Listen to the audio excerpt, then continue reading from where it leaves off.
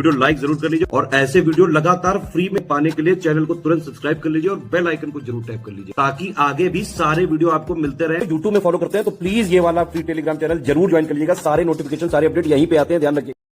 नमस्कार दोस्तों, कैसे हैं आप सब।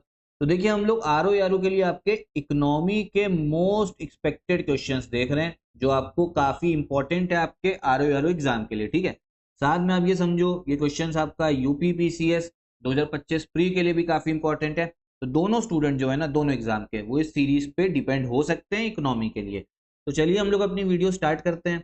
और साथ में अभी तक आपने अगर आर ओ की टेस्ट सीरीज नहीं लगाई है तो एक बार लगा लीजिएगा। इन नंबर्स पे कॉल करके आप इन्फॉर्मेशन ले सकते हो। अब देखो 31 वाला क्वेश्चन हमें पूछना है, देखना है। ठीक है, पूछना क्या, देखना है। निम्नलिखित में से कौन सी एजेंसी भारत से कृषि सामानों के निर्यात में सम्मिलित नहीं है? कौन सम्मिलित नहीं है? ठीक है, कौन सी एजेंसी इन्वॉल्व नहीं है export of agricultural goods from India? अब देखो है क्या ना, भारत से काफी, पहली चीज तो ये समझ लो, भारत से हमारा काफी जो है कृषि सामान जो है बाहर एक्सपोर्ट होता है। जैसे सबसे इंपॉर्टेंट तो आपका राइस हो गया। चावल में आपने बासमती चावल का नाम सुना होगा।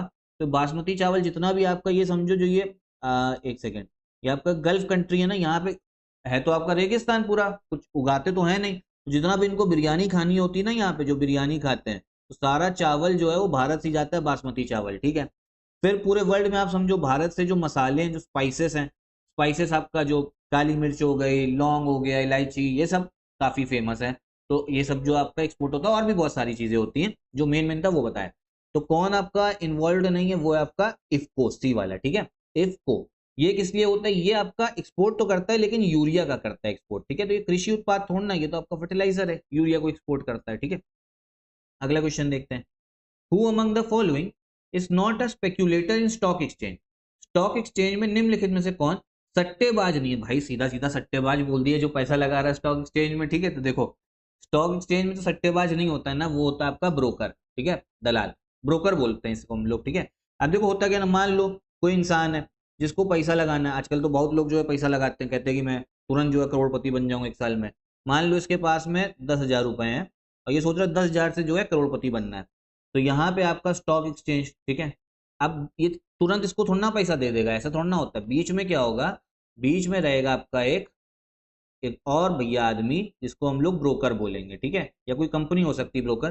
तो ये पैसा इसको देगा 1,000 रुपए और ये जो है आगे लगाएगा, और इसकी जो है अपना फीस ये 5-10 रुपए जो है चार्ज करता है। तो ये होता है आपका ब्रोकर। ठीक है, फिर आगे देखो, लोक नगरीय सातत्य के विचार को उस आधार पर विकसित किया गया जो अध्ययन किए गए, मतलब कहाँ से आपका ये स्टडी आई है? फोक अर्बन कंटिन्यूम। ठीक है, फोक अर्बन कंटिन्यूम, लोक नगरीय सातत्य, ये बताता है कि धीमे धीमे जो आपका गांव के लोग हैं, जो आपका रूरल एरियाज में रह रहे हैं, जो गांव के लोग हैं ना, वो धीमे धीमे जो है ना, वो शहर वाली आदतें हैं ना, वो सीख ही जाएंगे। वो जो अर्बन वाली आदतें, जैसे गांव में भैया इंसान आपका खुद से ही सारा खाना उगा रहा है। ठीक है, किसान जो है अपना चावल उगा रहा है। धीमे धीमे क्या होता है ना, गांव में भी कुछ लोग ऐसे होते हैं जो अलग जाके रहने लगते हैं, बड़े बड़े मकान बना के। वो कहते हैं कि चलो मार्केट से ही लेंगे। और फिर क्या होता है भैया, आपका गांव में भी आजकल बहुत लोग क्या है, एसी लगना स्टार्ट हो गया है, टीवी लगते हैं। टीवी तो चलो बहुत टाइम से हो गया, एसी हो गया। फिर भैया नए नए मोबाइल, आपका जैसे आपका क्या कहते हैं, आईफोन वगैरह आजकल गांव में भैया जो लोग जा रहे हैं, जिनके पास थोड़ा पैसा आ गया, ईएमआई पे वो लोग ले ले रहे हैं। तो कहने का मतलब है ना, इसकी थ्योरी का काम ये है कि जैसे धीमे धीमे के जो रूरल लोग हैं, गांव वाले, वो शहर वाली आदतें जो है उनकी पड़ी जाती हैं। ठीक है, क्योंकि पैसा जब आने लगता है, जब देखते हैं कि लोग भी खर्चा कर रहे हैं, वही कर रहे हैं, तो फिर वो होता है। ये थ्योरी आई है आपकी मैक्सिको से। ठीक है, आगे देखो, निम्नलिखित में से किस भारतीय पंचवर्षीय योजना में सभी विकासात्मक प्रयासों के सार के रूप में मानव विकास को मान्यता दी? ठीक है, ह्यूमन डेवलपमेंट, कौन सा आपका प्लान था? तो देखो ये है आपका 8th 5 ईयर प्लान, 8वां पंचवर्षीय योजना। कब से कब तक थी? 1992 से 1997 पे। इस समय पे भारत में कोई भी पंचवर्षीय योजना नहीं चलती, क्योंकि योजना आयोग को भंग कर दिया गया। अब उसकी जगह पे है नीति आयोग, ये चीज ध्यान रखना। लास्ट जो प्लान था ना, वो 2012 से 17 तक था। ठीक है, अब ह्यूमन डेवलपमेंट क्या होता है भाई? देखो आपके पास में भले कितने भी संसाधन हो, ठीक है, लेकिन अगर वहां पे आपके पास में दिमाग ही नहीं है कि उस संसाधनों का प्रयोग कैसे करना है, तो वहां इंसान रहेगा तो गरीब का गरीब। जैसे मैं आपको एक चीज बताऊं, वेनेजुएला एक देश है साउथ अमेरिका में, तेल के भंडार बहुत है। अभी जो south continent, world geography continent wise series चल रही है, उसमें मैंने समझाया हुआ है। वेनेजुएला देश है, तेल के भंडार बहुत है, तब भी वो देश गरीब है। ठीक है, वहां पे भैया अर्थव्यवस्था सही नहीं, क्योंकि लोगों के पास दिमाग नहीं कि संसाधन का कैसे इस्तेमाल करना है। फिर आगे देखो, अब इसमें जीएसटी काउंसिल के बारे में बात हो रही है कि इसकी अध्यक्षता जो है वो वित्त मंत्री करती है। बिल्कुल बात सही है, पहला स्टेटमेंट जो है बिल्कुल सही है। दूसरा बोला जा रहा है जीएसटी काउंसिल क्या है, ये डिसाइड करती है on the items exempted from the tax rate और नई टैक्स पॉलिसी, ठीक है। दर से छूट वाली वस्तुओं के बारे में निर्णय करेगी और नई कर नीति का निर्धारण भी करेगी। मतलब कौन कौन से प्रोडक्ट पे जीएसटी नहीं लगेगा, किस पे लगेगा तो कितना लगेगा, ये सब कौन, जीएसटी काउंसिल देखती है। तीसरा स्टेटमेंट जो है ना गलत है। अब जीएसटी आ गया तो भैया ऐसा कोई ऑप्शन नहीं है वैट लगाने का, सिर्फ आपका पेट्रोल और ये शराब वगैरह पे लगता है।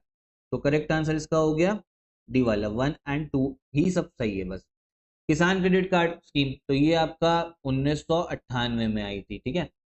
किस लिए आई थी, किसानों को आपका क्रेडिट देने के लिए, मतलब उधार देने के लिए, उनके पास में आपका ये समझिए उनको, मतलब आप समझो कि लोन मिल सके, क्योंकि होता है सबसे ज्यादा जो परेशान किसान रहता है ना वो लोन के लिए रहता है। तो उसको भैया आपका जो प्राइवेट आपके लोन देने वाले लोग होते हैं उनसे लेना पड़ता है, वो ब्याज इतना लेते हैं कि फिर भैया बहुत ज्यादा हालत खराब होती है। तो ये अच्छी स्कीम थी, तो सेकंड वाला सही है, क्रेडिट देने के लिए। करेक्ट आंसर इसका आपका बी वाला हो जाएगा, ठीक है, ओनली 2 इज करेक्ट। फिर देखो नबार्ड के बारे में बात हो रही है, ये आपका 1982 में एस्टैब्लिश करा गया, ठीक है, तो ये बिल्कुल सही है।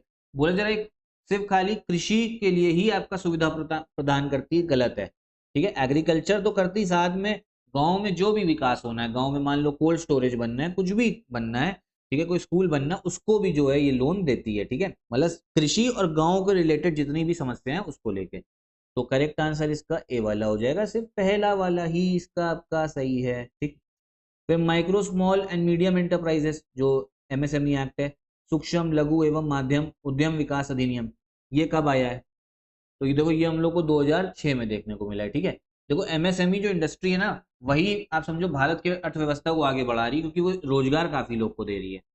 फिर आगे आइए, लघु निर्माणी उद्योग में प्लाट एवं मशीनरी में विनियोग की मात्रा कितनी होनी चाहिए, जो इन्वेस्टमेंट है, तब उसे स्मॉल, भैया स्मॉल स्केल मैन्युफैक्चरिंग बोली जाएगी जब 25 लाख के ऊपर है और 5 करोड़ के नीचे है, ठीक है, 25 लाख और 5 करोड़ के बीच में, तब स्मॉल स्केल आपका मैन्युफैक्चरिंग होती है।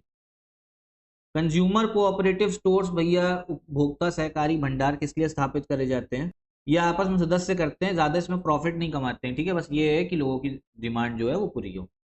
अलग अलग टैक्स दे रखे, काफी इंपॉर्टेंट है। कैपिटल गेन टैक्स संपत्ति विक्रय से होता है, मतलब कोई आपने बहुत समय तक कोई जमीन थी आपके पास, आपने बेची, उस पर बहुत प्रॉफिट हुआ, उस पर टैक्स दो। शेयर लेके रखे थे, शेयर आपने बेचे, प्रॉफिट हुआ तो उस पर टैक्स देना है। फिर आपका सेंट्रल एक्साइज ड्यूटी, ये फैक्ट्री में जो सामान बन रहा है ना उस पर लगता है, ठीक है, फैक्ट्री निर्मित वस्तु पे central excise duty. Custom duty जो इम्पोर्ट होता है उस पर लगता है। फिर कॉर्पोरेट टैक्स ये आपका इनकम पे लगता है, ठीक है, कस्टम ड्यूटी आयात पे और कॉर्पोरेट टैक्स आय पे लगता है। तो करेक्ट आंसर इसका आपका ए वाला हो जाएगा, ठीक है।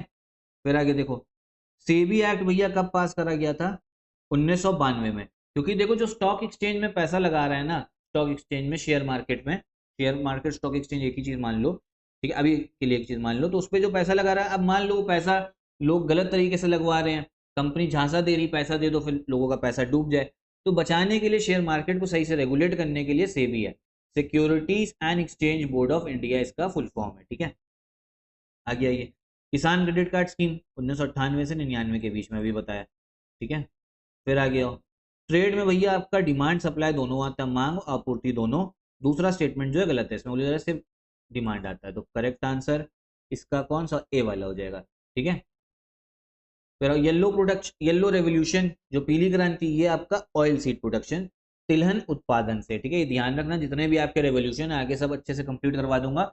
Yellow revolution, oil seed production, तिलहन उत्पादन से। तो अभी फिलहाल 15-15 क्वेश्चन हम लोग देखते हैं, ठीक है। तो यहीं पे वीडियो खत्म करते हैं, साथ में सीरीज से जुड़े रहिएगा, और भी बहुत सारे इनिशिएटिव्स चल रहे हैं इस चैनल पे, फॉलो करो। अगर आपको आरओ का कट ऑफ जो है ना निकालना है, सिर्फ पढ़ाई की चीजें आती हैं, कट ऑफ निकालने के लिए इस चैनल को फॉलो कर लेना। साथ में यूपी पीसीएस आरओ के लिए हमारा पेड ग्रुप जो है वो भी स्टार्ट हो गया, उसको आप ज्वाइन कर सकते हो इन नंबर्स पे कॉल करके। तो यहीं पे वीडियो भी खत्म करते हैं, नमस्कार।